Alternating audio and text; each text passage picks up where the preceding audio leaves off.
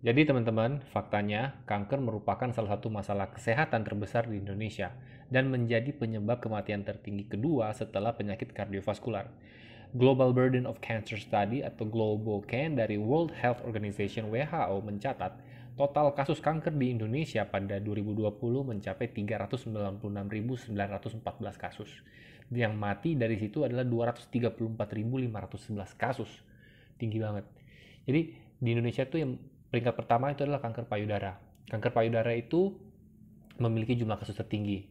Jumlah kasusnya itu 16,6% dari total yang 396.000 yang tadi. Terus kanker serviks atau leher rahim itu menempati urutan kedua. Itu setara dengan 9,2% dari 390.000 yang tadi. Terus yang peringkat ketiga itu adalah kanker paru-paru. Jadi itu presentasinya di 8,8% dari total kasus. Terus kanker hati menyusul setelah itu dengan angka 5,4% persentase dari total kasus. Dan kanker nasofaring atau itu area yang di belakang, di atas belakang tenggorokan lah. Itu sejumlah 5% dari total kasus yang tadi. Kalau menurut Yayasan Kanker Indonesia atau YKI, salah satu penyebab tingginya kasus kanker di Indonesia adalah kondisi lingkungan yang terus menghasilkan bahan karsinogen seperti rokok, daging olahan, dan sebagainya. Penyebab lain yang juga mempengaruhi seperti kebiasaan begadang, kurang olahraga, dan makan terlalu banyak. Jadi ayo, siapa di sini yang suka makan terlalu banyak? Sebagai bentuk pencegahan dan pengendalian kanker di Indonesia, khususnya kanker payudara dan kanker serviks ya, itu Kementerian Kesehatan kita sudah melakukan beberapa upaya sih, seperti deteksi dini kanker payudara dan kanker serviks pada perempuan yang berusia 30-50 tahun dengan metode namanya pemeriksaan payudara klinis atau istilahnya sadanis. Ada inspeksi visual dengan asam asetat atau IVA. Oke.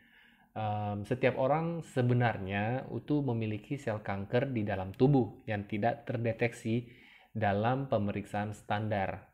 Sampai sel-selnya itu berkembang biak sehingga berjumlah banyak.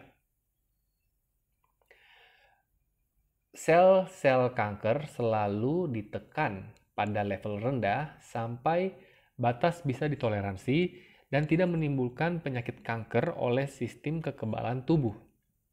Selama natural killer cell atau sel NK, natural killer, dan sel T dalam sistem kekebalan tubuh dalam kondisi kuat dan jumlahnya banyak, maka sel kanker tidak akan berkembang melebihi ambang batas sampai bisa menjadi penyakit kanker. Itu kabar baiknya. Tapi sayangnya banyak orang yang mungkin tanpa sadar sering mengkonsumsi makanan tertentu yang ternyata disukai oleh sel kanker, sehingga menjadi lebih beresiko terserang kanker. Jadi kalau kita mau lansir, saya lansir dari buku Mengenal Kanker dan Anti Kanker di tahun 2018 yang dikarang oleh Dr. Kathleen H. Liwijaja Kuntaraf, MPH, dan Dr. Jonathan Oi Kuntaraf. Sedikitnya ada 5 jenis tuh makanan yang paling disukai oleh sel kanker. Beberapa makanan yang dapat menyebabkan kanker itu ya adalah satu, makanan berasal dari hewan. Ada 4 komponen dalam makanan yang berasal dari hewan dapat memberikan kontribusi kepada pengembangan penyakit kanker. Oke.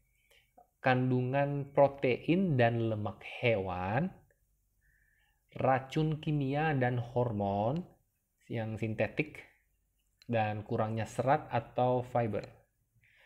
Terus tingginya suhu dan lamanya memasak makanan tersebut. Oke. Contohnya itu adalah yang dapat contoh makanan dapat menaikkan resiko terjadinya kanker itu diantaranya adalah daging merah, daging olahan, salmon ternak, diethylstilbestrol atau DES yang sering digunakan sebagai hormon pertumbuhan di industri daging. Yang kedua, gula yang diproses dan pemanis sintetis. Kenapa gula dapat menjadi makanan penyebab kanker? Oke, gula memberi makanan pada sel kanker.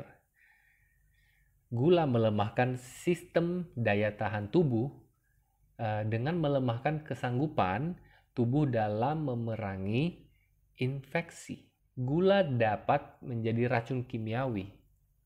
Contohnya gula atau pemanis yang dapat menaikkan resiko kanker itu adalah gula halus, pemanis buatan, soda pop, siklamat. Oke. Yang ketiga, biji-bijian yang telah diproses. Jadi apabila biji-bijian digiling, maka lapisan luar yang disebut endosperm dan lapisan dalamnya akan keluar. Ini artinya lebih dari 24 macam mineral, vitamin, serat, dan zat gizi yang penting lainnya dalam biji-bijian akan terbuang dan hanya akan membebani tubuh. Contoh spesifik biji-bijian yang telah diproses dan dapat menjadi makanan penyebab kanker adalah tepung putih yang diproses, keripik kentang, mie yang dicampur bahan pengawet, dan popcorn microwave. Oke. Dan yang keempat, lemak dan minyak yang telah diproses. Lemak dan minyak dapat menjadi makanan penyebab kanker. Hubungan sebab akibatnya itu adalah begini. Konsumsi lemak dan minyak secara berlebih dapat menekan sistem kekebalan tubuh dan memperhebat metastasis kanker. Lemak dan minyak yang diproses dapat menghasilkan persenyawaan yang karsinogenik dan bisa mengakibatkan peradangan, jadi berbahaya. Lemak juga akan mengalirkan zat karsinogen dalam aliran darah. Lemak dapat juga mempengaruhi dan mengganggu hormon seks pada pria dan wanita. Lemak dan minyak dapat memberikan kontribusi sekitar 40% kepada penambahan kalori. Lemak dan minyak adalah kolesterol yang menyamar. Oke. Kelima, minuman tertentu dan makanan kaleng. Ada sejumlah minuman dan makanan kaleng yang menunjukkan hubungan erat dengan penyebab kanker. Di antaranya alkohol, koktail yang penuh dengan pengawet, tomat kaleng, genetically modified organism atau GMO, asinan yang mengandung pengawet, dan nitrat bersifat karsinogenik. Sarden kaleng dan makanan kaleng lainnya yang mengandung pengawet. Untuk menjadi perhatian memang terdapat beberapa kondisi tubuh yang cenderung disukai oleh sel kanker. Seperti keasaman yang tinggi, sirkulasi darah yang buruk dengan kadar gizi dan oksigen yang rendah, kadar gula tinggi dalam darah yang berasal baik dari gula sendiri maupun dari tepung, kadar kolesterol tinggi yang salah satunya disebabkan terlalu banyak konsumsi makanan hewani, hormon seks yang tinggi akibat memakan makanan asal hewan, lemak, dan minyak yang telah diproses. Kalau sampai sekarang Anda masih menjalani pola makan seperti ini, ada baiknya cek kesehatan ke klinik swasta seperti Prodia, Biotest, dan lain-lain. Dengan memiliki Zurich ProCare yang memberikan fasilitas medical check-up, Anda dan keluarga nggak perlu bayar lagi medical check-up karena sudah di-cover. Untuk info produk yang mau Anda ketahui tentang Zurich ProCare, bisa klik link di bagian deskripsi video di bawah dan menghubungi saya untuk konsultasi produk asuransi yang cocok untuk melindungi Anda dan keluarga.